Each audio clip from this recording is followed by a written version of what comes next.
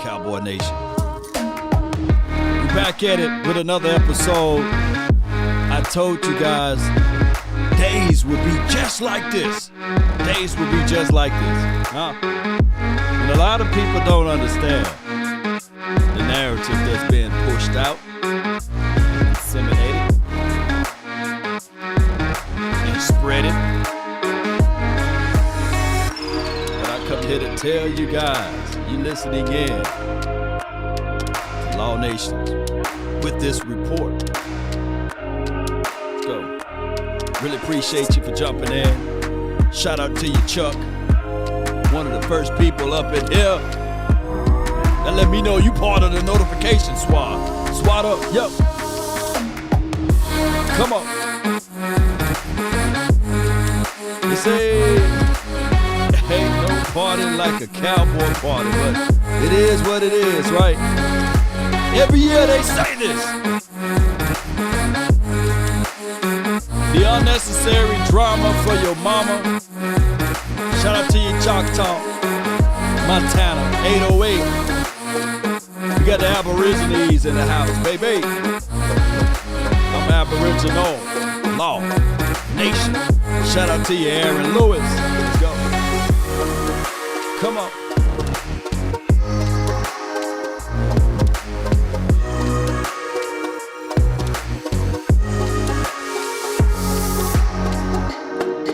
Jerry Wayne Jones and things. Come on.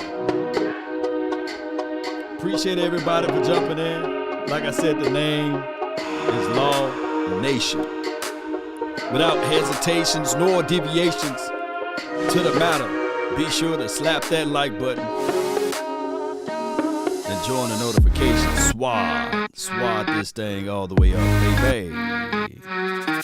Yeah. Imitated but never duplicated, baby.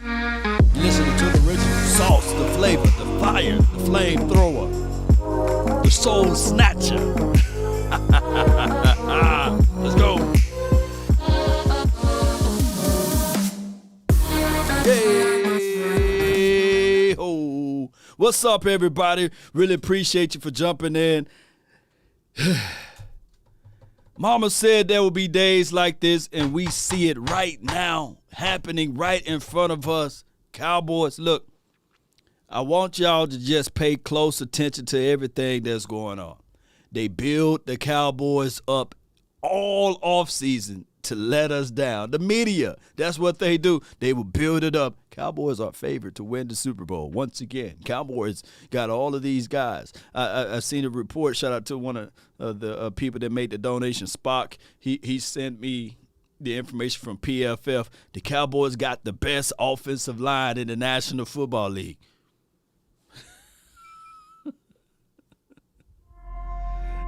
It never stopped. It never stops. And when we listen then to what Jerry Jones have to say about this and about that, and the craziest thing of it all, believe it or not, it's not all his fault. It's not Jerry's fault altogether. But he's the major part of it. And Jerry Jones, the owner, brilliant guy. Jerry Jones, the GM, and the meddling guy, terrible. Just flat out terrible. And we just can't separate the two.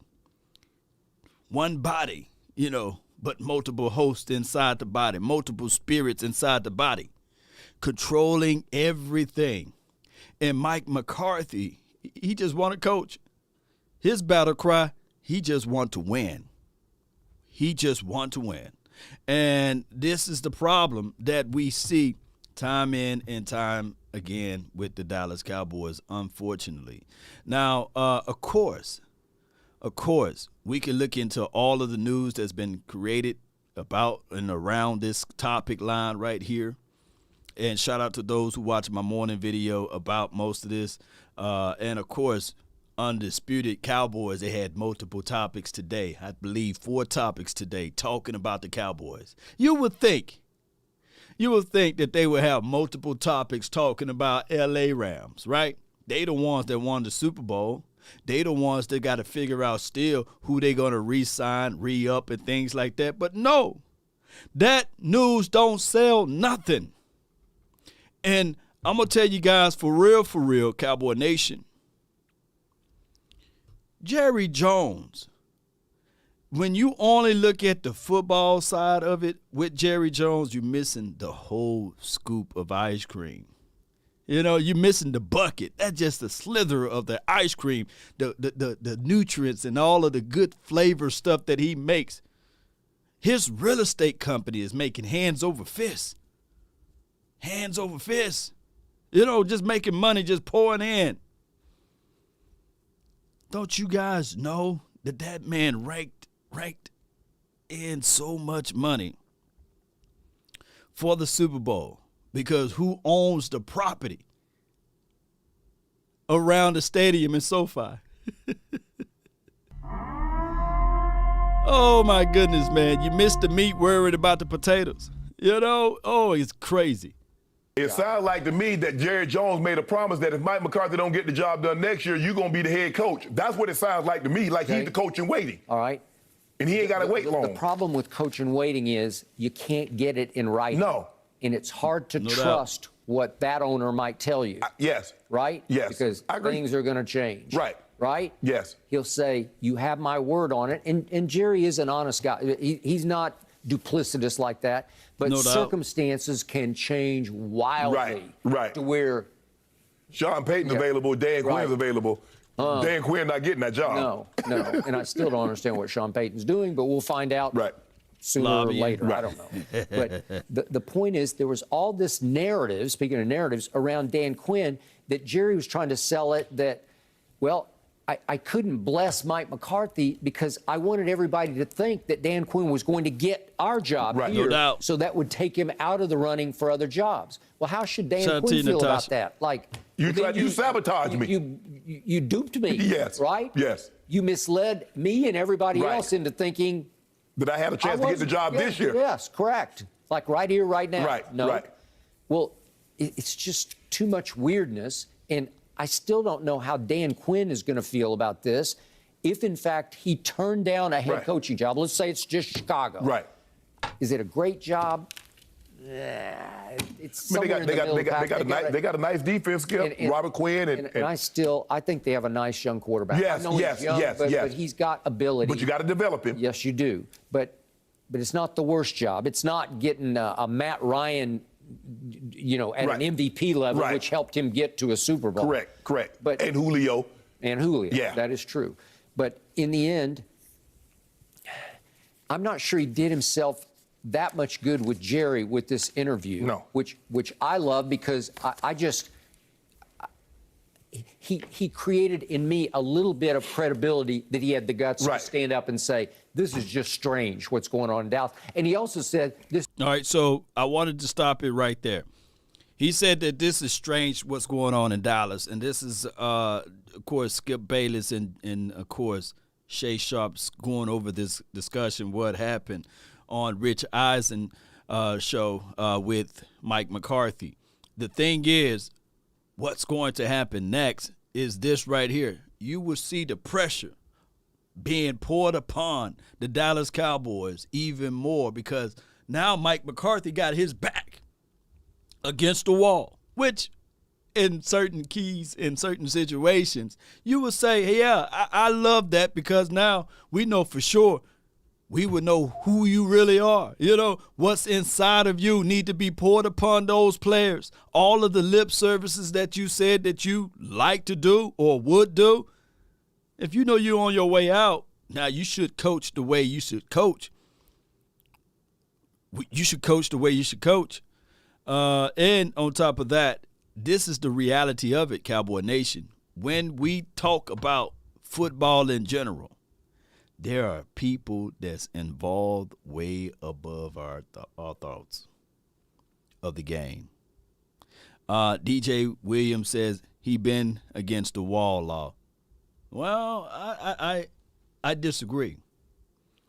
Because if he was against the wall, if he had his back against the wall, there would have been zero excuses in the 2020 season. It would have been zero excuses for the 2021 season. And then he would have hit the axe and he would have been gone.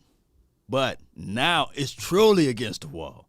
He was backed up into a corner maybe at the end of the 2020 year after his quarterback got hurt, backed up all the way a little bit further. Now it's straight up against the wall now because he called out Jerry Wayne Jones. He called him out. 4th-best odd. Yeah, Isaac, yeah, it's crazy. Sportsbook still gives the Cowboys the second-best odds of any NFC team to win the Super Bowl next year and the 4th-best odds overall. So this is what it is. I hope you guys heard the audio. Second-best odds out of the NFC. 4th overall, baby. I can't make this stuff up. How do you explain this? It's the same story with the Cowboys every year. They're overhyped, and their fans buy in, jump on the bandwagon. They jump on the Cowboys train with both feet, like Skip Bayless has done his entire life. And he got very fortunate at a very young age. He saw some success, but he hadn't seen a whole lot in his last quarter century. And it must be very frustrating for you to wake up every day and know you got no chance of winning a Super Bowl. I've seen a lot of success in my time. You ain't seen a whole lot lately. So I guess glad you got a great memory because you could, because that's all you got.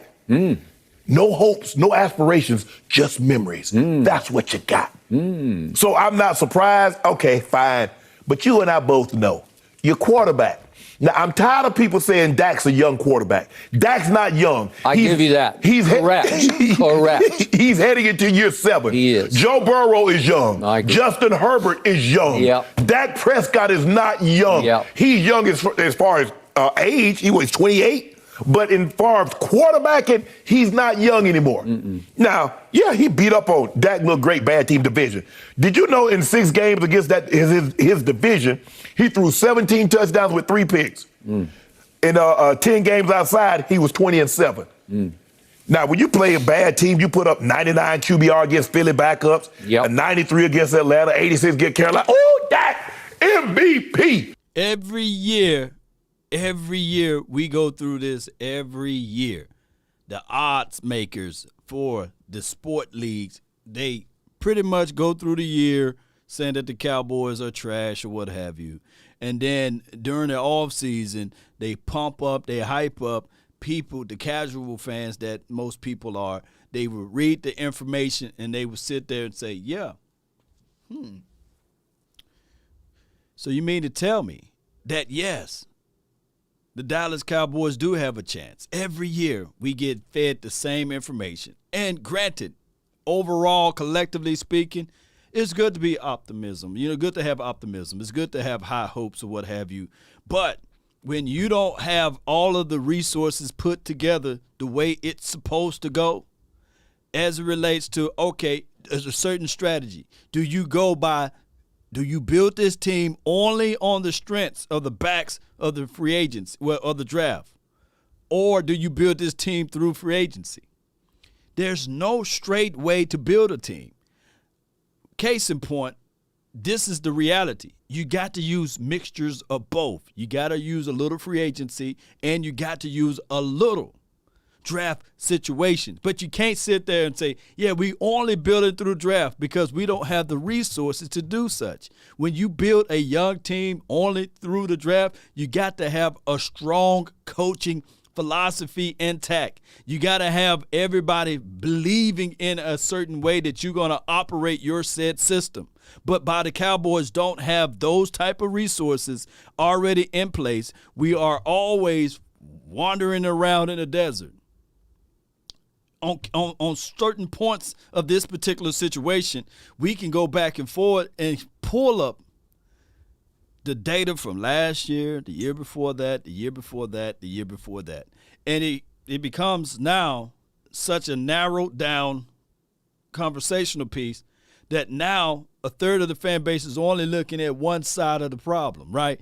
They said, oh, it's the quarterback. It got to be the quarterback.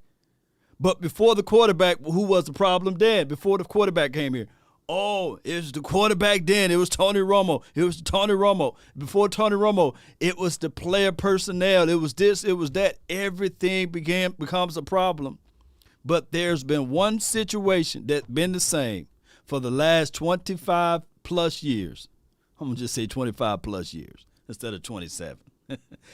For the same situation that's been going on and on and on and again. But you can look back and you can say, yeah, Law, but you do know that we had a chance and an opportunity to beat the 49ers because, you know, with chances of the ball, you had the ball twice, 2 times, with more than 2 minutes and some change left with 3 timeouts, and your team was not able to overcome that. And I would say to you, I agree. But also, when you look at the context of everything, you have a running back that was averaging 5.5 yards per rush that only seen the ball 4 times. Oh, excuse me. You have a wide receiver that have the ability to get separation just like that by the name of an Amari Cooper. And you can go down the chalk line of who was the opposing DBs on that team. Don't hold a candle up against Amari Cooper. But we continue to say the same thing over and over again and give this guy, Jerry Jones, the pass. We give him a pass every single year. And it's become this right here, insanity. Did I tell you Dakota Rain Prescott is going to be your, you quick to do this, going to be your worst night where you point at me and all. I'm like, ooh, I'm so skipped. Hey, I'm feeling some type of way about the Cowboys this morning. Yeah, exactly. That's what I'm saying to you. Yeah. Skip, look. You know this. Your quarterback always underperforms. Yeah. Your offensive line is getting older. Although Zach Martin did grade out relatively high, you see your left tackle missing more and more games. He's not the same anymore. Yeah. Amari Cooper has had maybe 3 games that could justify making $20 million a year. Zeke, I told you told me Zeke was going to have a bounce back season. Is that what you told me, Skip? Yeah. And it didn't happen. Didn't happen. You're not Happened going for a little while. You're not going to the Happened Super for Bowl. 6 games. Go ahead. You're not going to the Super Bowl. Yep. Get that thought out your head, because I know we got the Super Bowl next year, and we're going to be on location in Arizona. Unfortunately for you, a lot of Cowboy fans will show up, but their team will not be there. Yep. And on top of that, Jeremy Johnson said it right last week. Jerry Ego won't allow him to ever be wrong. This is from Pete. I mean, he's spitting the truth at you guys, man. I should have brought an umbrella. And then somebody put in the chat that, Jerry's betting against his own team. I wouldn't put it past him. A lot of people think that, when you look at this team, you look at everything, and you say, hey, is it about winning? Is it about winning? And then somebody will write up an article saying, hey, it's foolish to think that Jerry Jones is not all about winning when he did X, Y, and Z. And I give them kudos for that. But dog it, I've read somebody comment and said, hey,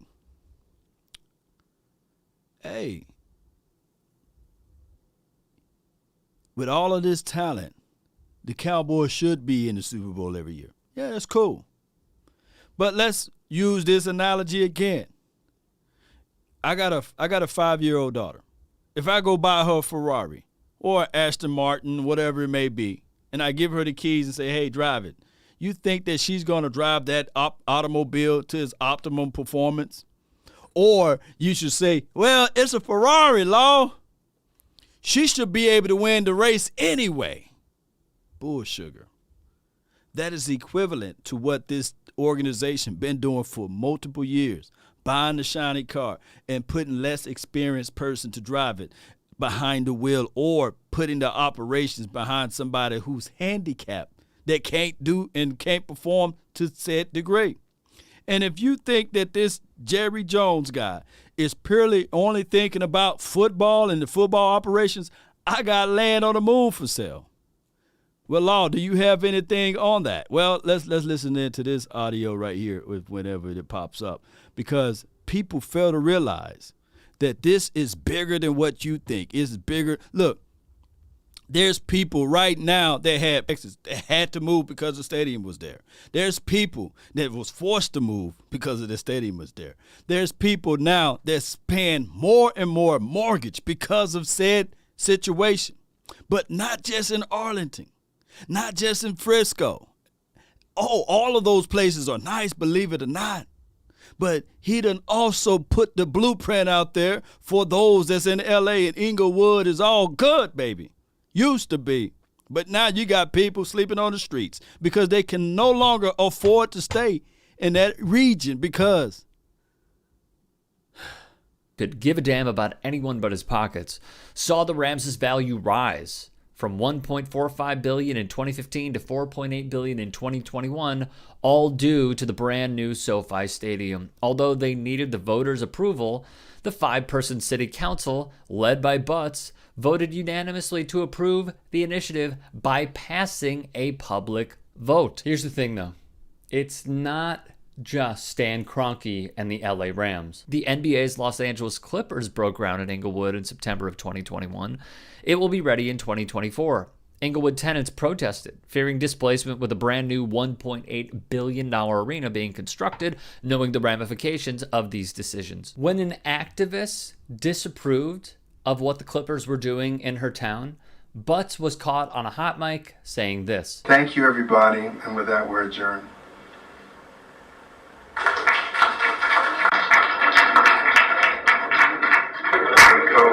Choke yourself, Diane. Yep, he told a resident of his town, Diane Sambrano, to choke herself because she objected. It's another episode in a recurring reality for many, but for folks like Jerry Jones, his stake in all this was crucial in adding more to his bottom line. When the move became official, the Rams pegged Legends Global Planning as the owner's representative. Jones's Dallas Cowboys and the New York Yankees co-own Legends, which also was involved in the naming of the stadium, a deal with personal finance company SoFi that cost $625 million. The trickling down just simply isn't relevant, but Butts recently said he couldn't be happier.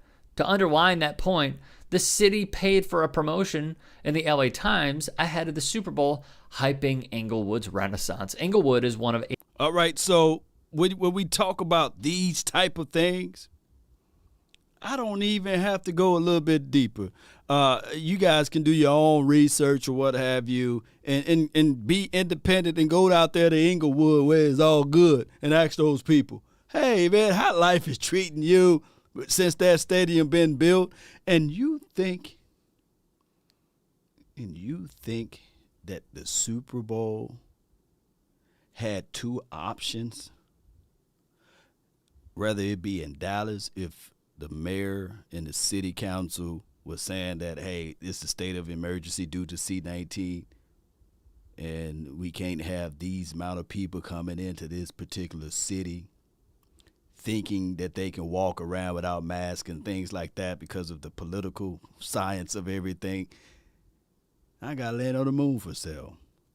This right here is what Jerry been doing. Willing and dealing outside of football operations. I just want to win games. I just want to win football games. This man trying to take over the world. And if you guys look up bookie, a bookie makes money regardless of the outcome of the situation. Hands over fist, making a bunch of money regardless. And a third of you guys say, it was just a coincidence that the Super Bowl could be in Dallas. Super Bowl could be in Dallas or L.A., depending on the political pressures. That man already put his money on the line.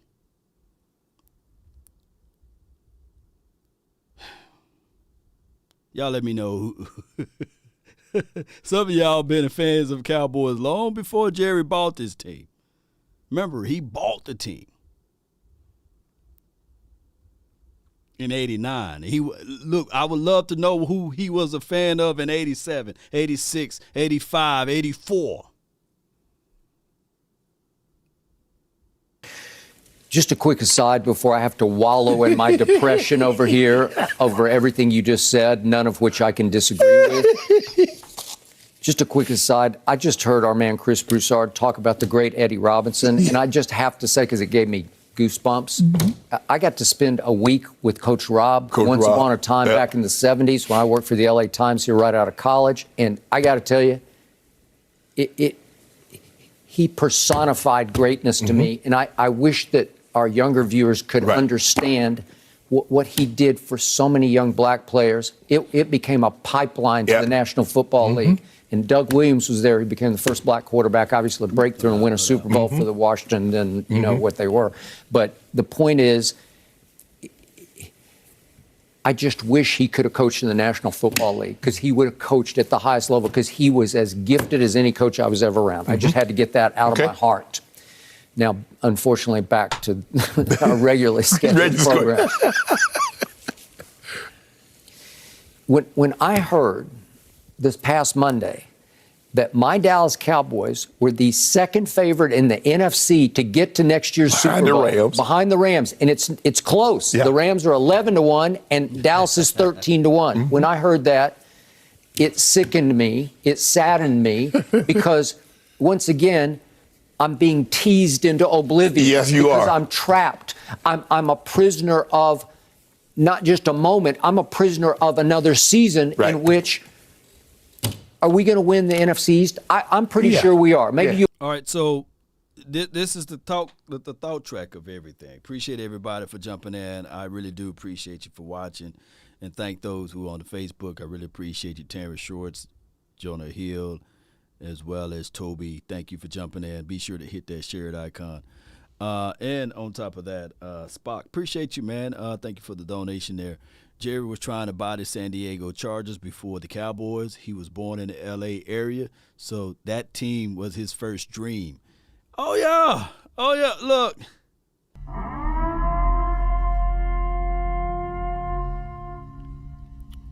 So when it was time for the St. Louis Rams to move back to L.A., who was doing most of the work and the leg work to get things happening for that area? So, yeah, I believe that he's probably more of a diehard L.A. Rams fan or an L.A. Chargers fan because of the uniqueness of that area, and he got more appreciations for that region there. And that's why we go to Oxnard every year, and he got a 10-year contract. They try to move it to San Diego from out of Oxnard, but the people in that area, in that region was like, hey, come on, man, we developed this and we started this business plan and things like that. And I didn't play all of this video right here. Let me see if I can find it again. Bam, here we go. But I want to share this, and you guys can watch it from the beginning all together. And listen into it. And Kroenke, somebody said Kroenke screwed the St. Louis taxpayers' money in St. Louis. Yeah, I believe it. So this thing is bigger than just football. Football is just the entertainment piece, but the deals that goes around would be the aspect of Cowboy Nation, the money that's circulating through taxpayers' dollars. The hike in resident rental pricing and things like that. But the entertainment piece is just a cherry. That's the money flow, meaning that everybody split the revenue anyway with the NFL. So I get it. You know, every year they use the Cowboys as a pedestal to step on them, to talk back and forth, and to actually sell the product. The feelings, the emotions of everything. But 9 times out of 10, this is about kingdom building. They building all type of stuff. Jerry Jones was quiet for 2 years. We was asking what was wrong with Jerry Jones, but they're still talking about us every day. This is Marcus B. Appreciate you, Marcus B. What 2 years was Jerry Jones quiet, by the way? I need to know. What 2 years was he quiet about? McCarthy, I bet, is texting his other football buddies. You see this other mess I'm dealing with? You see this mess? You know, he's a Pittsburgh pure football guy. And he's like, I didn't sign up for this drama. Well, yeah, you did. All right, I'm going to defend McCarthy, but also little reality check. Don't act and don't sound surprised, man. You didn't know that this was a 3-ring circus around here? You didn't know that this team is the most popular in the entire world when they go 500? You didn't know that Jerry Jones and Stephen Jones and the head coach all do multiple weekly radio interviews? Come on now. Let's not act totally surprised. I still think what Jerry did was unfair. It wasn't smart, and it wasn't right. It's been nothing but word vomit since the season ended. Right. I mean, they have done a bad job. Maybe it's because Rich Dalrymple, the head of PR, was leaving, and he didn't go over what to say with Jerry. They've done a horrible job of clarifying things since the season ended. Appreciate y'all, man. Sean and RJ for 105.3 The Fan. And see, what I'm doing is I'm jumping over to every media topic that this is what they're talking about. The Jerry Jones. And I feel you, Nobles, royalty. I feel you. Shaking my head, the media. Well,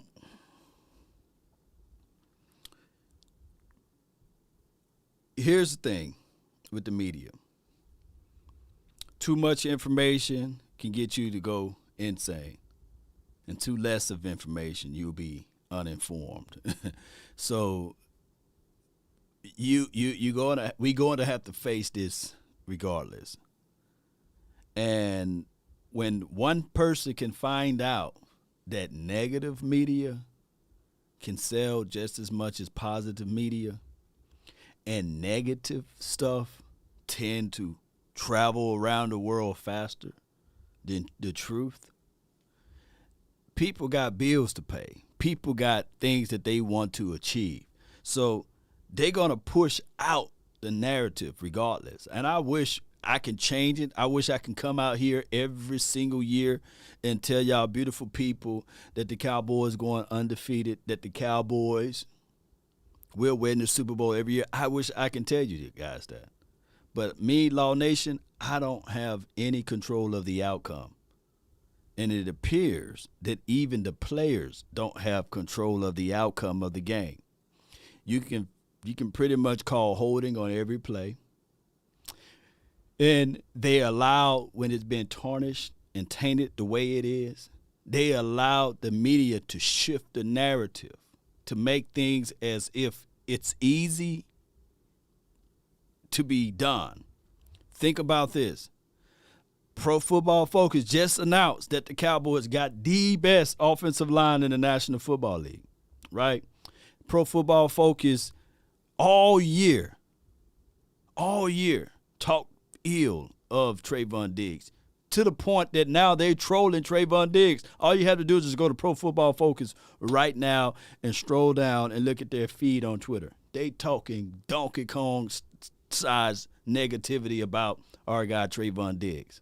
Like he is the only guy that give up yards, as a DB. And it's not his problem. It's not his fault that he played for the Silver and Blue. Because if he would have went to any other team, let's say he played for the Jaguars or he got drafted by the Cleveland Browns and had the exact same season, it would be the greatest season of all DBs, basically. They would have been talking about this man on a positive aspect. They would have been talking to him about the glowing prospects of his abilities, right? But the media controls everything. And some of these companies that's backed up by the media, that got majority of the money. It's crazy, huh? Yeah, shout out to you, Choctaw, man. Appreciate you. It must be smoking that good stuff. Yeah. Second comment of Prime. This is from Jackie Price. Yeah, I feel you. Yeah, he would have been, if he played for any other team, if Trayvon Diggs was doing that in Atlanta or somewhere, they would have said, man, we're going to snatch this number up off of you.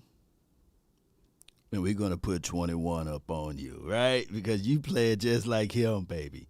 And we as fans, which is short for fanatics, they playing right into our emotions. They are.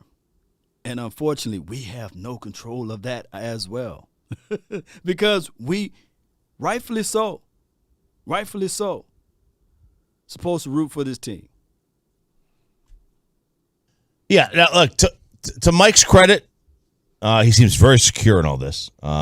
He even said he never thought he was not going to be the coach. So it seems as if that Jerry always assured him that he was going to be the guy. I think this was just an unnecessary thing for Jerry to talk about. I do think though that Rich called Mike, or somebody from Rich called Mike. Okay. Because if you're Mike McCarthy, Dalrymple. No, Rich Eisen. Oh, Rich Eisen. And before they go into this point right here, ooh-wee, I forgot to mention this. Rich Dalrymple been with the Cowboys for over 30 years. I think it's right around 35, 36 years. He been putting out a lot of fire. I don't know if he had a person that understudied him and will be able to do the same.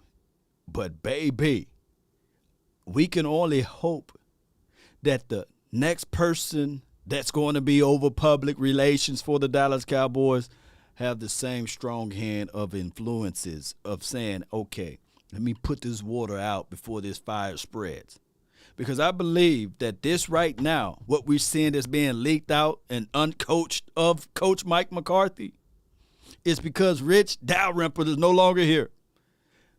Watch what happened now, because he have over 30 years of experience saying, hey, man, we got to hurry up and stir the narrative around. Stephen Jones, please get on the phone. Make a press conference now. Jerry, go kiss the babies at Baylor. Scott and White, they one of our sponsors. Make sure you go kiss the babies there. Oh, feed the needy.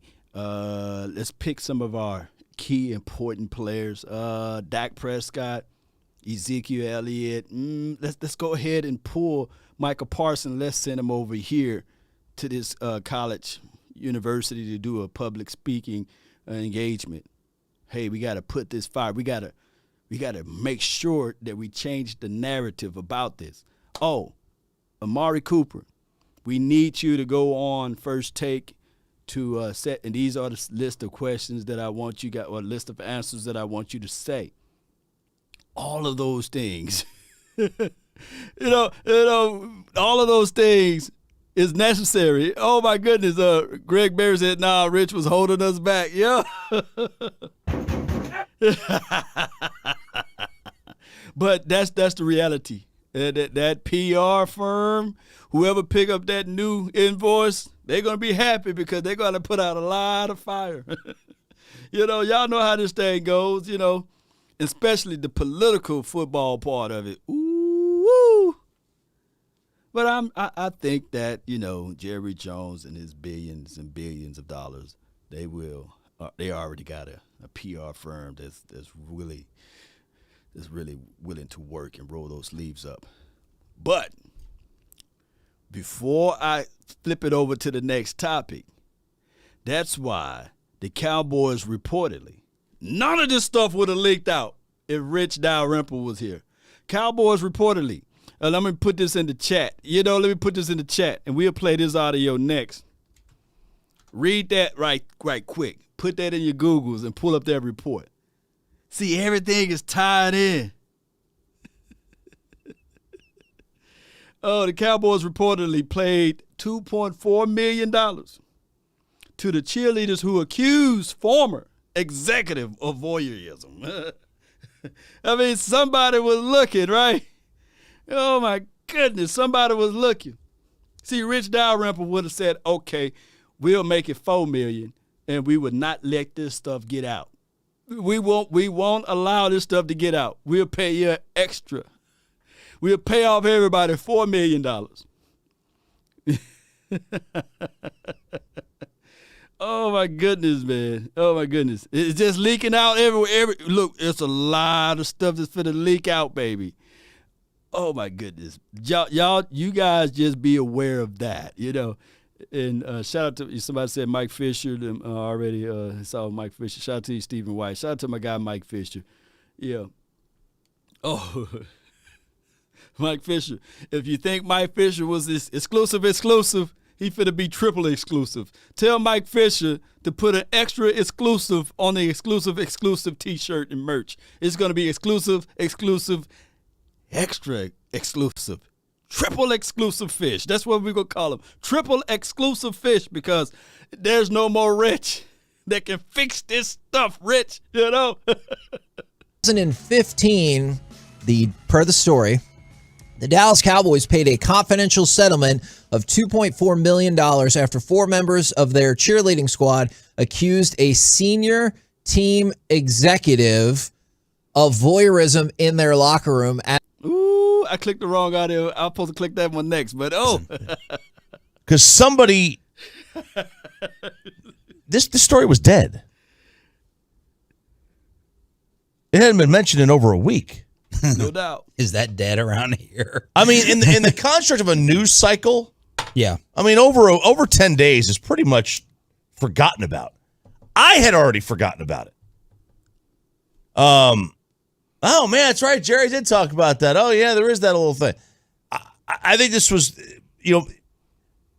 I don't see Mike as the type to want to bring something back up. That's an interesting point. But here's my counter. Mike McCarthy, right? A lot of us view Mike McCarthy as you were the coach of an Aaron Rodgers championship team. Mike McCarthy views himself, as we all would, yo, man, I'm a freaking Super Bowl winning coach. I coached Joe Montana. Okay? I've been around Montana. I've been around Favre. I've been around Rodgers. I'm a stud around here. Right. I ain't no joke. Right. Okay? I ain't no puppet. I'm Mike McCarthy. He said he comes across that way in some of his press conferences. Right? He likes to reset it. Hey, don't forget about what I've done in this league. Okay? Don't forget about my reputation. So that's part of the reason why I think he wanted to do that interview yesterday. I'm just not going to be no Jason Garrett. You're not going to silence me in the library. I'm freaking Mike McCarthy. I got a ring. I got a title. I'm somebody. Rich Eisen kind of brought this up yesterday. I thought it was a fascinating point. Rich Eisen, who did the interview, said this. I think Jerry likes it this way. I think he kind of likes a little Hunger Games type atmosphere. And it took me back to training camp at the party.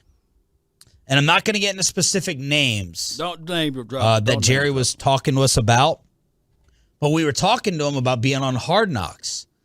And Jerry told us that part of the reason he loved it, obviously the exposure. Right. But part of the reason he loved it, when the cameras are on, guys, maybe some guys will turn it up who wouldn't normally turn it up if there's not a film crew out there. All right, so before we pivot, shout out to Sean and RJ on this topic here. There's multiple things that we can look at when we start talking about when the lights are bright and the players tend to show up even more. But when you forcing the camera on the face of the guys, and of course, when we start talking about, hey, this guy right here is improved, this guy right there improved. If we can see it, other teams can as well, right? And on top of that, Cowboy Nation, there may be guys that's trying to learn something, just trying to pick up a certain task or pick up a certain skill set. And we, Cowboy Nation, we began to belittle that person or saying that person is trash before their time. And some people can perform good in practice, but horrible when the lights are bright. Some people perform opposite. Some people are terrible in practice and perform great when it's a real game. So that is a major problem, believe it or not, with the infrastructure of the Cowboys. I get it. I'm addicted. I love the Cowboys. I'm going to tell you guys straight up, being transparent with you guys. For years and years and years, I wake up and outside of praying to the good Lord, I'm looking up Cowboys content. I'm reading articles. I'm trying to figure out who should be the next guy the Cowboys should go out there and draft. Oh, what we should do in the free agency. I'm addicted to this thing, baby. I'm sold. I'm silver and blue to the day I'm die. You know what I'm saying? From the womb to the tomb type of love. That's me all day. And, of course, anybody that been around me already know that there's no fake or phony stuff. It's all about the Cowboys. You start talking bad about those boys, hey, you can leave the house. I let you slide for a few words. But, dog, you can leave my house. This is all Cowboy country over here, And when you start to look at things, and I started to see things for what it really is, it's a hard pill to swallow when you start seeing that the person that is in charge of everything, when they start showing their true colors, their passion, and their love elsewhere. I just believe if the owner just have my type of, not even talking about understanding of the game, but just passion. Oh, my goodness, I hate losing more than I love winning. If the owner just possessed that, then he would know, hey, I'm going to step back, man. I get it. I want the credit. I want to win a certain way. But, man, I'm not finna cut my legs out from under my feet. I want to win at all costs. So I'm going to step back.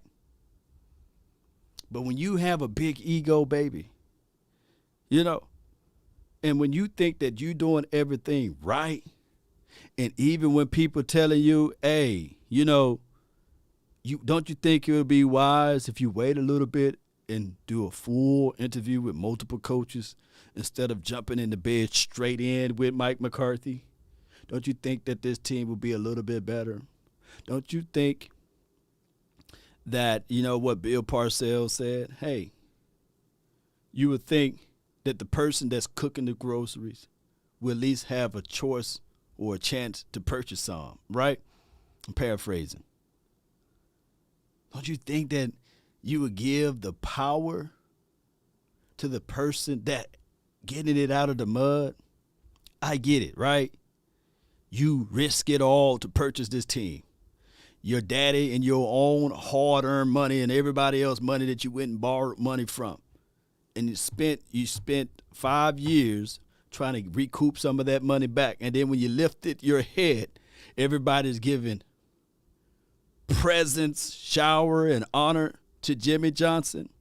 And then you hear Jimmy Johnson laughing and scoffing in your face to other people. I get it. It's a big ego trip. And you sitting there saying, hey, all right, cool. I feel you laughing in my face, but I can find 500 other coaches to coach this team. Well, since then, you're down to like 480 some coaches now, or 92 because I think it's only been 8 coaches since Jimmy, something like that. Or have it been 7? But you did win 1, and then the truth came knocking. Said, nah, that was still Jimmy, folks. Let me keep going. It's the same song and dance over and over again. They railroad Terrell Owens so that he didn't get to play at AT&T Stadium. That was the new stadium, right? Terrell Owens never played in the new stadium, Trip Aces? Let me know, man. Yeah, that's a good, brilliant idea to pull up, man. I'm going to have to do some research on that one. Appreciate those who watching, man. I'm going to try to rush through. I know that you guys are busy.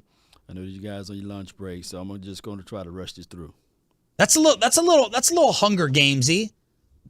All right, let's go listen to the cheerleader stuff. As they undressed. So the allegation Jr. on ESPN, important to give credit where credit is due, is that in 2015, per the story, the Dallas Cowboys paid a confidential settlement of $2.4 million after 4 members of their cheerleading squad accused a senior team executive of voyeurism in their locker room as they undressed. So the allegations, per the documents picked up by ESPN and people with knowledge of the situation that talked to Van Natta Jr., say that person is Rich Dalrymple, the former head or vice president for public relations and communications who just retired. And so I understand the questions that go along with this. is each woman allegedly received $400,000. It says the accusation is for 4, so I'm not sure where the other $800,000 went, if it was for 2 people unrelated to this incident, if it went to something else. I'm still trying to figure that out as we were kind of reading the story in the break, is that if that was the case, why did he stay on for 7 more years? Or there was an investigation allegedly done at the time, and the Cowboys decided, like probably a lot of corporations do, that it was just worth not getting into the hassle of it.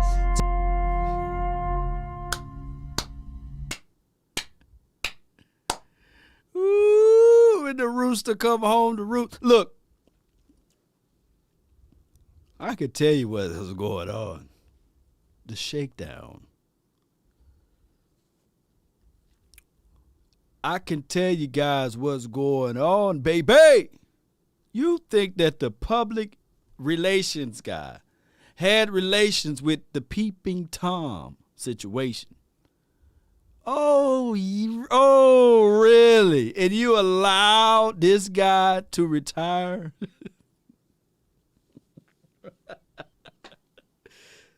No.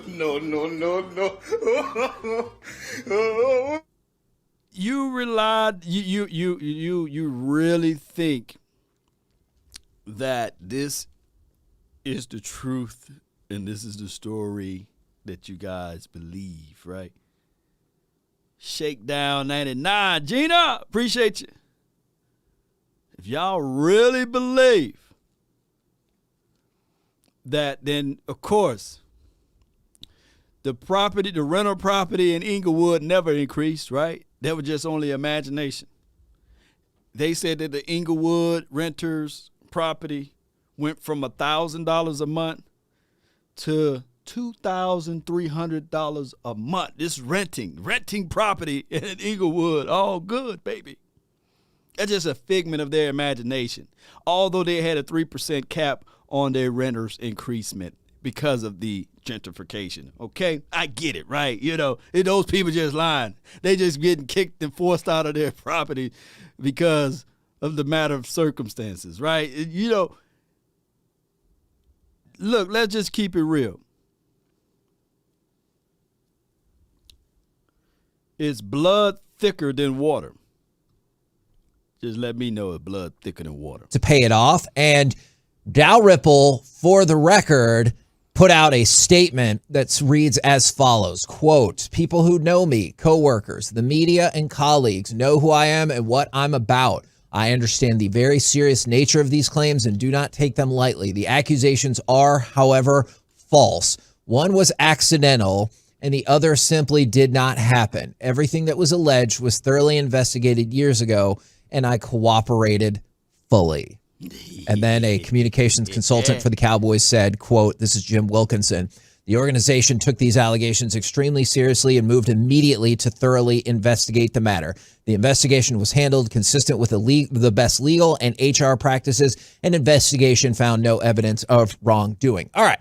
So a couple things, and this can go in whatever direction y'all want. Tolos 877-881-1053 if you're interested or have your own thoughts about this. It's just weird timing that he just retired and then this story comes out. Those things don't have to be related, but if you're cynical, the thought would be, hey, these allegations are coming out if you don't retire, or we're going to expose the whole thing. Those don't have to be related, but timing-wise, it seems odd that this happened 7 years ago, and then right after he retires, this story drops. It feels like maybe somebody said, hey, it's time for you to go. I'm trying to take in all this information, read the story while you're talking, trying to listen to you at the same time. And I'm just like, so there's no wrongdoing. It looks like Rich Dalrymple, like in his statement, you said, he's like, look, it was an accident, no wrongdoing, this and that.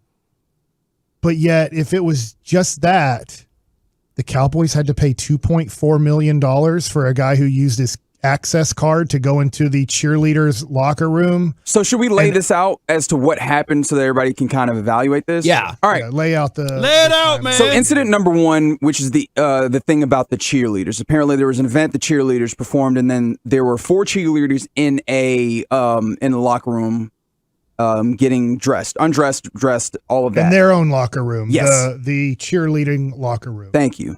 There's a rear entrance that has a little nook that is partitioned off with a wall where you would not be able to see who walked in from the place where the cheerleaders were changing. They heard that and that door is locked. It's a security locked door that only employees have, right?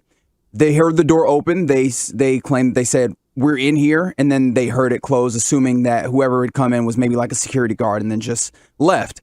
One of the cheerleaders, or the multiple cheerleaders, said that they looked and they saw a hand with a black cell phone, which they believed to be taking pictures of them, kind of protruding around the wall.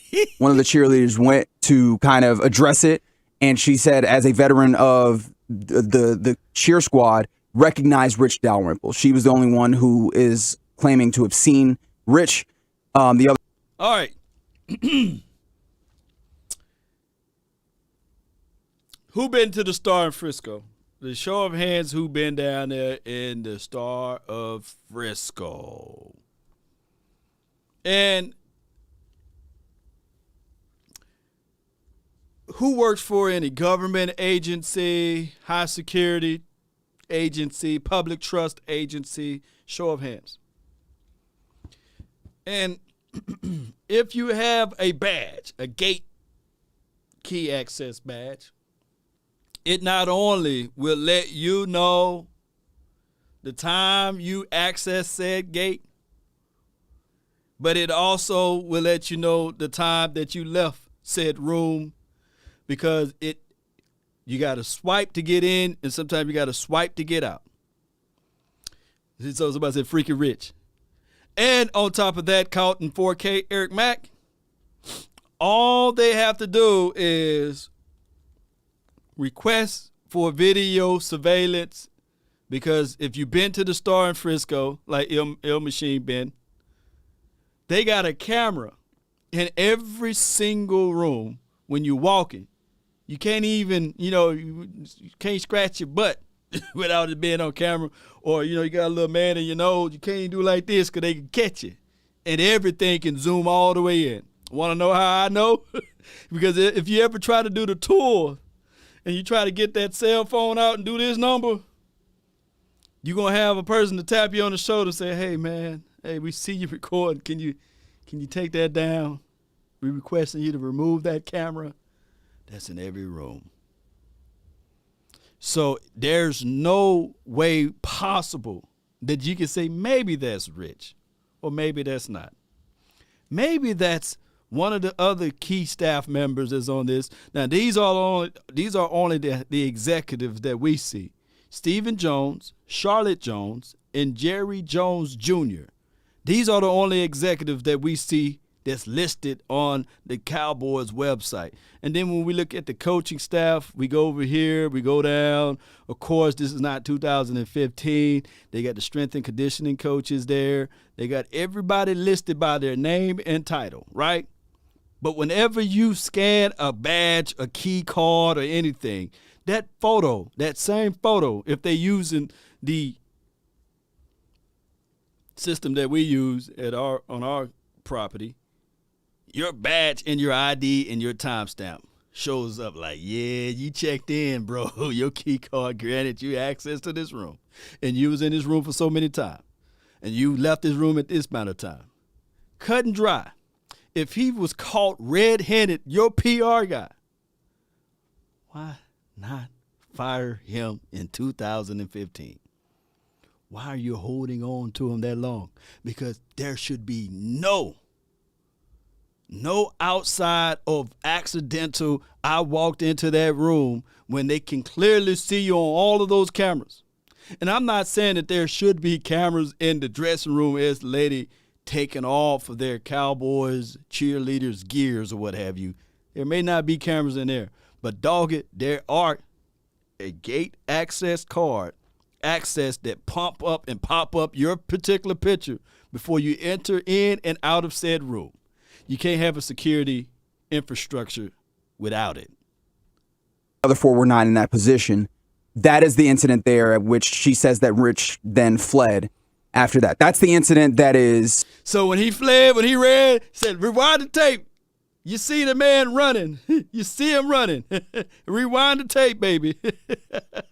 From the perspective of the cheerleaders, that Rich Dalrymple is saying, I think the lead or the team position and Rich's position is that he went in, did not recognize that they were in there, and then turned around and left. Those are the two sides of that story as I understand them from the story. Now, Dalrymple in his statement said the allegations had nothing to do with my retirement from a long and fulfilling career, and I was only contacted about this story after I had retired. I'm curious about where these documents came from because they got the ESPN and Van Natta got a signed copy of this May 2016 settlement. If you're wondering, like, if it's all confidential, how the hell do we know about this? They got a copy of it. I don't know how they got a copy of it. Shady things happen in the world of journalism all the time, and I'm not going to lie to you. I have absolutely, when we worked at the newspaper, gotten documents given to me by people that I otherwise should not have had my hands on. What do we call those, whistleblowers or whatever? Yeah, exactly. So he's guilty, a signed copy of the May 2016 settlement agreement obtained by ESPN includes a non-disclosure agreement in which the four women, 3 of their spouses, and Cowboys officials agreed to never publicly speak about these allegations. Here's why I don't like that they put part of that in there, is because ESPN says they know the identity of the 4 cheerleaders, but will not reveal it. Well, if that's the case, you just tipped off that 3 of the 4 of them are married, and you know that people are going to try to figure this out. And then they also said that they reached out to those 4 women who either declined to be interviewed or did not respond. However, one cheerleader who was familiar with now she is not one of the people that is in the settlement, and she didn't want her name used. She tried to get that paper and that bread too now. But she said she's familiar and said, quote, "It hurt my heart because I know how much it affected the people who were involved. It was a very shut the book, don't talk about it. This person is going to stay in his position. They just made it go away."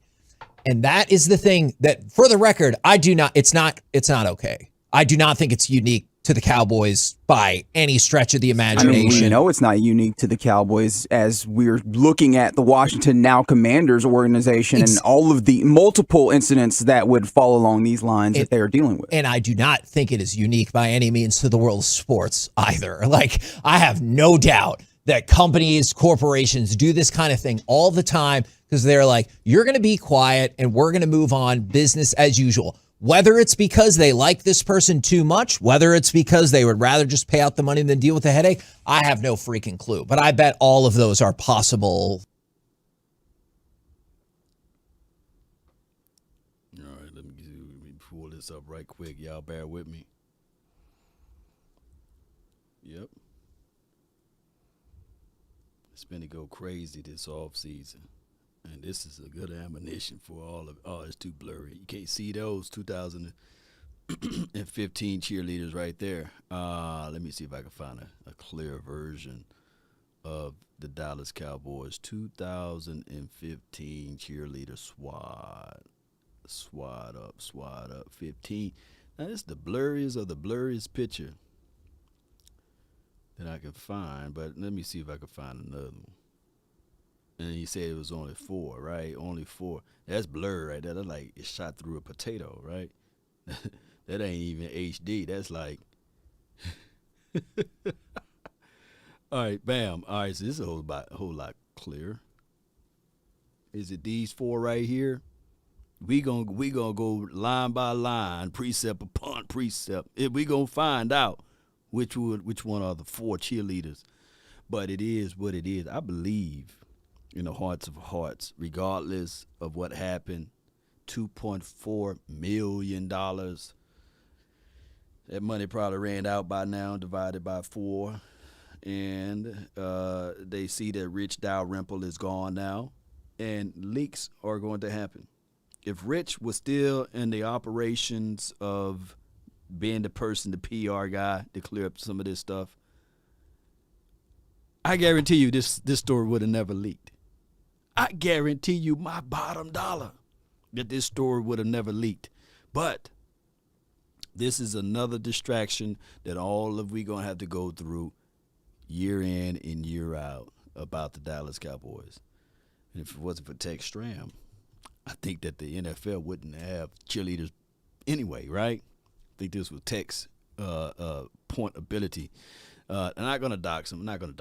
But this is a situation whereas we're going to get down to the bottom in the nitty-gritty of all of this. But one thing I can tell you, Cowboy Nation, that this particular team, we live off of this.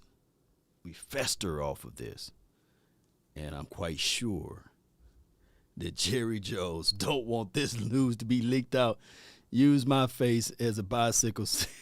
Come on, Greg Berry. Half of those cheerleaders, they only get fan pages and could have just paid $10.99 to see them. Yeah. OnlyFans pages is from Marcus B. I feel you, man. It's sad though, altogether, Cowboy Nation, because we know that this is just one of many stories that will be leaked out because you don't have your superb PR guy, and it's going to be muddy and nasty all this offseason. But neither here nor there, Cowboy Nation. It's 2:00. I got to bounce, but I really appreciate you guys for jumping in. Greg Berry said, sorry, I couldn't help it. I feel you, man. Winners focus on winning. Losers focus on losing. And the Dallas Cowboys need to figure this thing out. Now, cheerleaders across the NFL, I believe they get paid, I think it's the lowest rate of like $50 to $60 per game. It's not like they get paid a gaudy amount of money. And they got strong, crazy stipulations to be a cheerleader. I think I was watching some documentary. I think my guy was on it, Mickey Spags. And Mickey Spags was doing this documentary for the Cowboys. And who knows? He could have been one of the guys, right? that walked in on the cheerleaders. He close to the cheerleaders, right? But neither here nor there.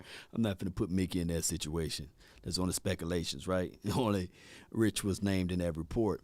But as googly eyes as he speak of the cheerleaders, they only get paid like $70 or $80 per game, and they make majority of their money through endorsements. And another thing, the cheerleaders got a high regards to. In order to become a Dallas Cowboy cheerleader, you got to graduate with a college degree. You got to be, so much community hours giving back to the people and everything. So it's a fame type of position. And I believe also one of the stipulations that you can't date any of the NFL players or the Dallas Cowboys players. And we know how that go, right? I think, I'm not going to name any names, but some of the Cowboys, they look at the cheerleaders and they say, hey, I pay your salary, I pay your money, but you quit cheerleading. It's a passion type of thing, right? $80 versus dating a guy that makes $70 million, you do the math, or $30 million or $20 million, you do the math, So we know what's going on, and Dallas is big. Dallas is big, but yet Dallas is small. You think that this city is big, but it's small. You got certain pockets that you bump into the same people. Shout out to you, Choctaw. Appreciate you, Marcus B. Spellman, I don't know if anybody using that card, the race card. Maybe you talking about something else. Roy Williams, false witness, Exodus 2016. Let's see. Eric Mack, appreciate you. Don't change players. I feel you. Appreciate you, Stephen White. Appreciate you. Look how we looking. Yeah, we looking crazy right about now, man. We don't look too good.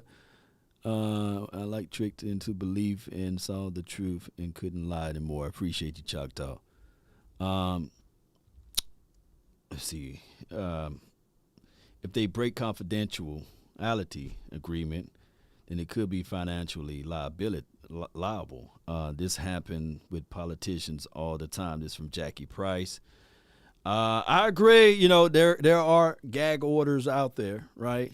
And there are to believe that you are to have this hush-hush money for a reason.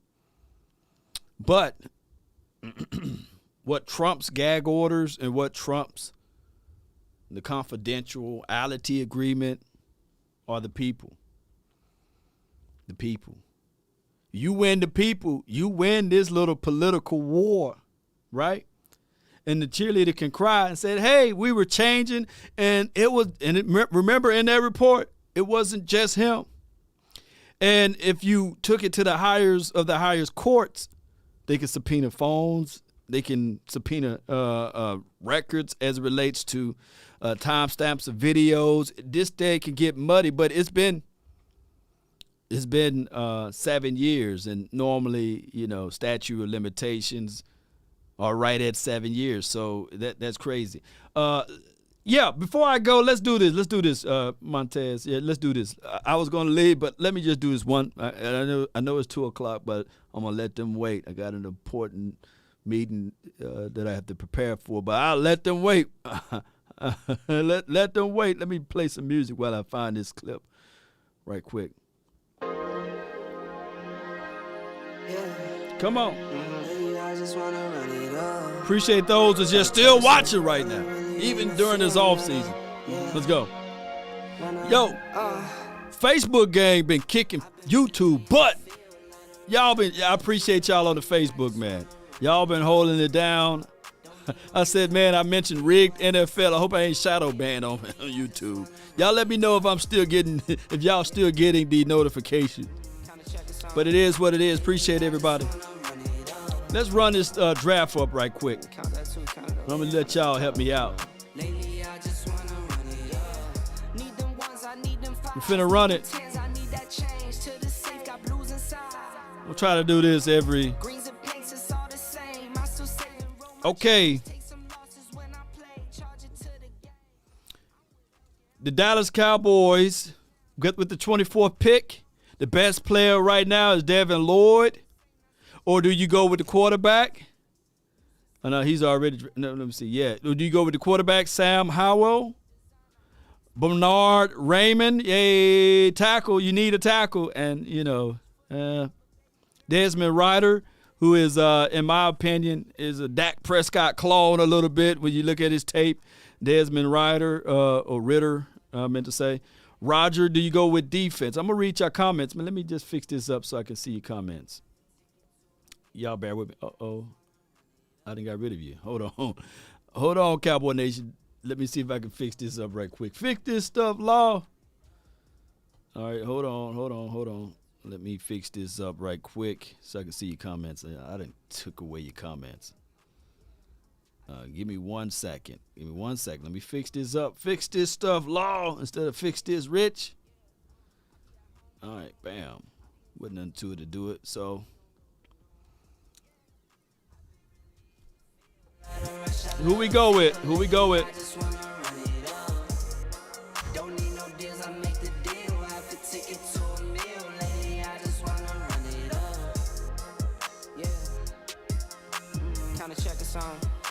It's almost populated.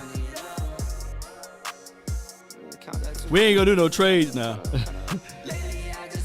All right, this first round, though, man, Smoke Monday, they'll be too early, man, to go with that, man.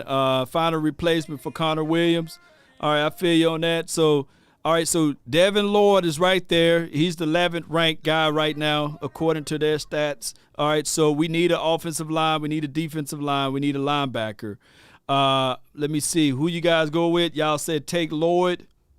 What's good? Let me see. I'm going to let y'all pick this one up. Let's see. Smoke Monday in the 3rd or 4th. Yeah, smoke right now. You smoking right now. If you pick up smoke right now. Let's see what y'all got, man. All right, let's start putting it down right now. Who you guys roll with? Roger from Auburn. He's pretty good. You got Dotson. You got, let me see who else. Arnold out there from Penn State. You got Drake Jackson. We need a tackler for sure. All right, so the best tackler right now would be Bernhard Raymond. Is it Ryman? That's what they call him. Ryman. It's not Raymond. It's Ryman. Y'all go with Ryman? All right, all right, man. Forget y'all, man. Forget y'all. I'm going to do this. With the 24th pick, the Dallas Cowboys select Ryman. Tackle from Central Michigan. All right, so y'all, we're gonna go with that. Let's go. I need to find my draft music, man. All right, so the Cowboys are on the clock. We are in the second round now, and we still need an offensive lineman. A converted tight end. Ryman is a converted tight end, but he got good feet. He plays tight end too, so y'all know how we like that. All right, so we got Sky Moore. That would be good for my guy Sky. We pick Sky to Sky. Chad. Somebody want Chad Muma? I'm gonna murder some people's name. I need to go and listen to how the pronouncers say their name. Sky Moore definitely, or do we go with Leo? Center. Somebody say go pick up a center. That's my son, Noble's Royalty. Who's your son, Noble's Royalty? Who y'all got? Sky Moore is your son? Yeah. Sky Moore with Kellen Moore. That's Sky mixed in with Kellen Moore. Skywalker still mixed in with Kellen Moore. Sky Moore. All right, so what y'all got, man? O-line for your minds, Mr. Spellman. Who you got? If the Central is there, 330, 350. O-line. Who y'all want to go with? Let's see. Yep. Ooh, Jalen right there. Second round. All right. Out of Chad or Sky, who y'all gonna go, man? Because I see in your comments now. Chad or Sky? I'm gonna pick the next person that put the next person down. Chad or Sky. And we gonna roll with Chad. Let's go. Let's go, baby. Let's go. Okay. So, Scott done made it to the third round, baby. So we on the clock with the third pick. What are we going with, baby? Sky, of course, everybody said Sky. Okay, I'm going to roll with y'all. With Sky. Bam. Yeah, the Cowboys select Sky Moore. All right, so we are right around here in the fourth round right now. Let me see what we got here. We on the clock, and it's the 126th pick. The Dallas Cowboys, we are still in need of defensive linemen. We still need a linebacker. We still need an offensive lineman. Somebody says Damon Harris or Sky Moore. Well, we got Sky Moore now. Shout out to you, Montez. Appreciate you. All right, so we have Pierce that's still available. He's a halfback, pretty good. We got Hayes, Marquise Hayes. He is a guard from Oklahoma. Somebody said pick up a safety, take the best player available. The best player available will be Dalen from Memphis right here. It'll be him right here from Memphis. Then you got Kellen Deesk. I think that's how you say that, man. Kirby Joseph. Who we left at linebackers. Somebody says safety. So I'm going to read y'all and see what y'all say. Y'all say safety. You guys saying safety.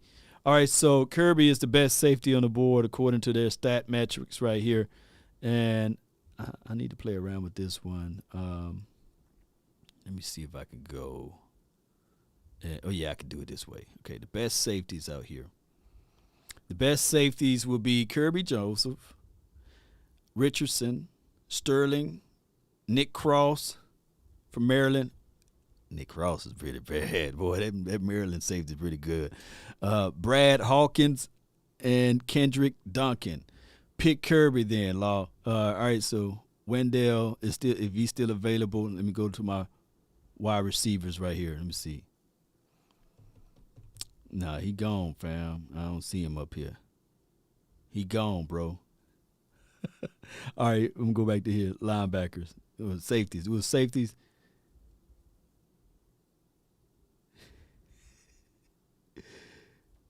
All right. Shout out to you, Jay Lombardi. Appreciate you. Go with the Memphis kid. Let's go with the Memphis kid. We'll see the best offensive lineman, interior lineman.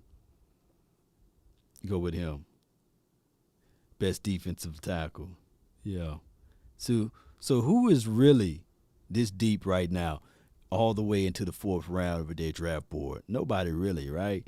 So let me check him out. Let me see who we got as the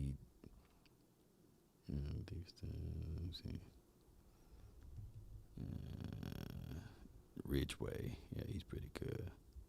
So we're going to go right here. Unclick that. And here's all. We're going to go with BPA approach. We got the guard. Jordan Davis been gone. All right, we're going to go over the BPAs on all of this. And then I'm going to do my research on the guys that we got.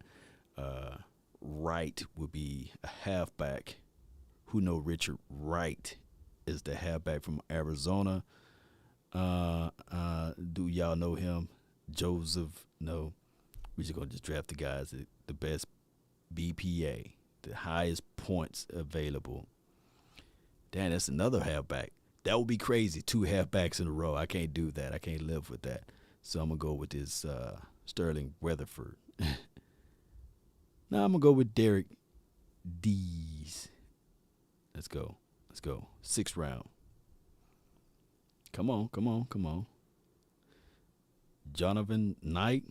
How you say that man's name? We're going to just draft him. 2 halfbacks so far. They're getting rid of everything. Boy, they drafted halfbacks, baby. Ezekiel Elliott gone and Tony Potter gone, baby. We going to run this thing just like the 49ers ran with Elijah.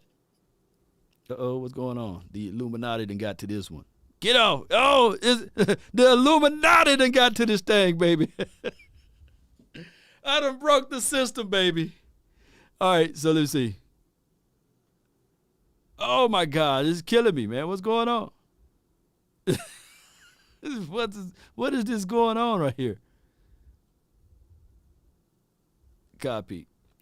I'm going to see download. Oh, my God. Oh, my gosh. There we go. Oh, how did that happen? Oh. Double time for your mind. Here we go. Get out of here. All right, man. This show went off the chain in the last few hours. All right, so let's see who we got. There's 4 results. Shout out to Pro Football Focus for their draft machine here. And I'm going to have to finagle this thing. So how did this thing go? Did it go all the way down?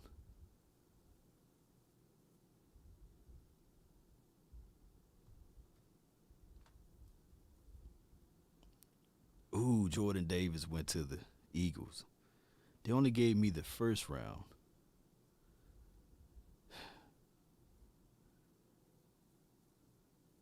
So the Eagles, they loaded up. They went and got Drake London.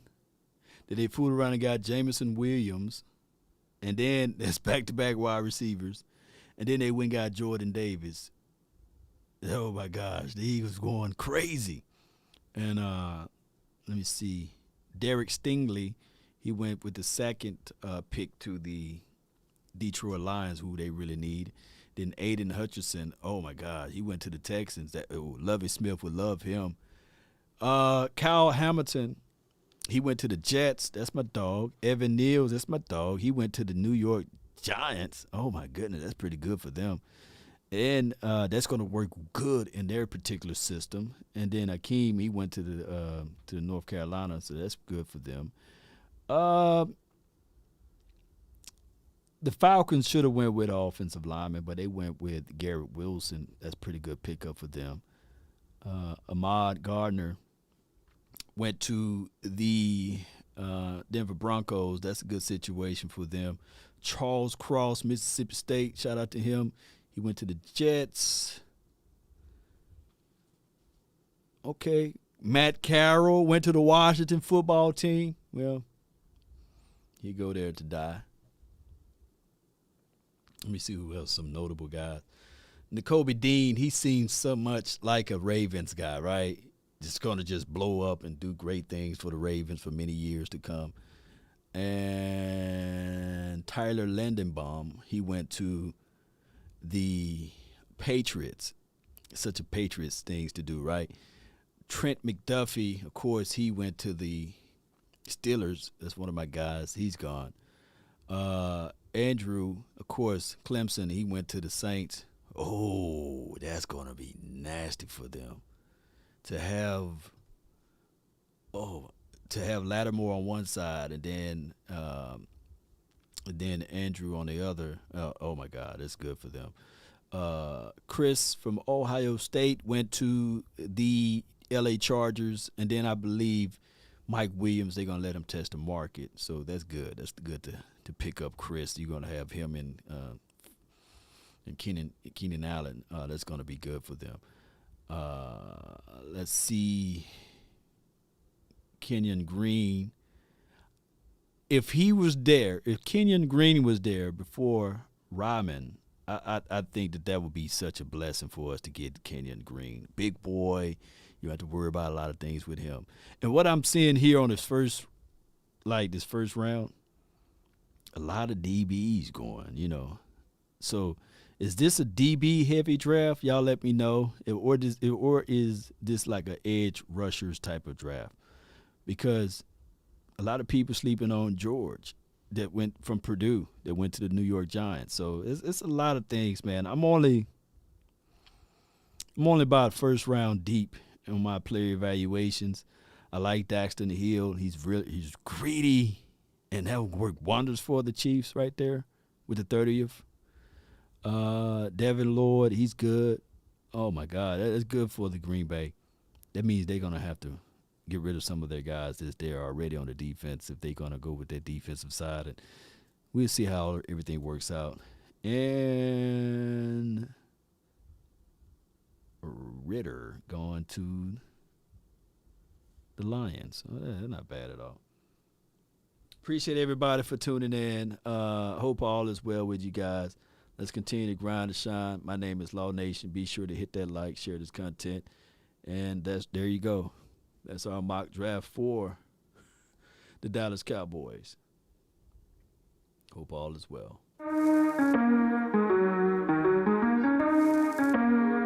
Yep, Steve, it looked like the Eagles leveled up on this one. God, dog, they did.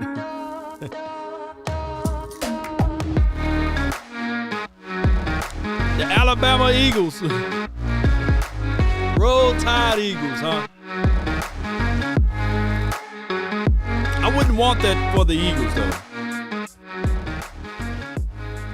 That's a youthful wide receiver group, right? They're going to have to let one of those guys go. Yep. Y'all look at that. That's pretty good, though, believe it or not, like Ripley's for the Eagles. I ain't gonna even lie to y'all. That's a real good situation for them. And then they pick up Jordan Davis. Ooh, yep. Cry, Eagles, cry, though. Because they pick up all of those guys. They will still hold that L when they play against us. You can believe that. Right. They'll still hold that L against us, though. Boy, we need Davis, though. It will help out Parsons so much. It will.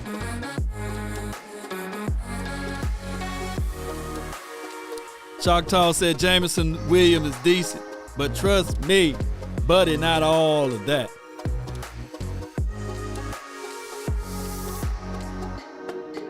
So you really saying you got Garrett Wilson over Jameson? Choctaw, let me know. Appreciate you, Darryl Shap. Appreciate you. Come on, Choctaw. I need to see it on the record, man. Do you get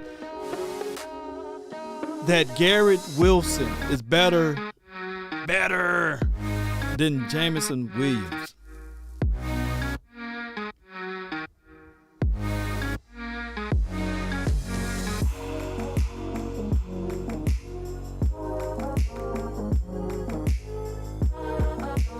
Shout out to you, Gina. Yep.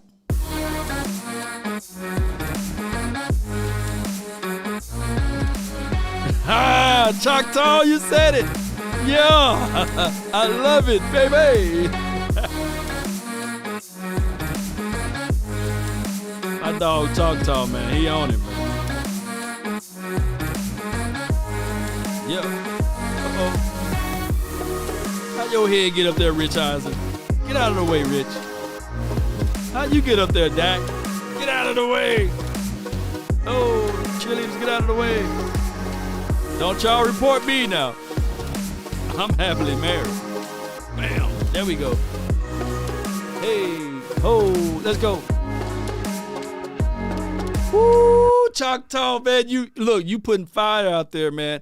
Oh, and y'all stay tuned. I'm doing Derek Stingley overview. And when I tell you, baby, that Derek Stingley, oh, my goodness, that's a dream. Life like this, I wish Derek Stingley will fall. I wish he could fall. I wish he could fall. Now, my dog, Vonch Lombardi, say, hey, man, you got to find a gun under the seat, guy. Can somebody put a few guns under the seat for Derek Stingley? Oh my gosh, he's stingy. I'm gonna give him a new name, Derek Stingy.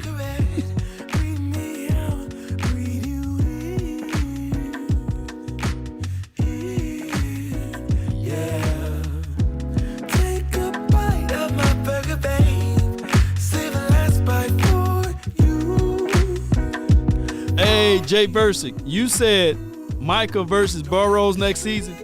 If they don't fix that offensive line,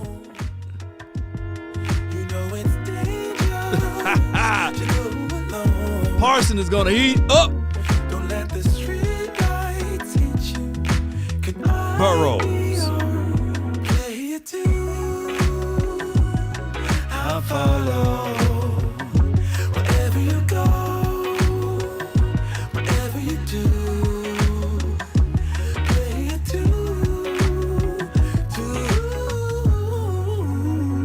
Come on. 7 years of a perfect love. 7 more and another one. And another one. And another one. Finding you was the one to love. 7 wonders all in one. All in one. Don't let the street lights hit you all. Thanks for sharing, Dave. Appreciate you. It's dangerous to go alone. Don't let the street lights hit you. Can I be on? The name of the song is Rebel Day. Rebel Day. Or the group Rebel Day. Rebel.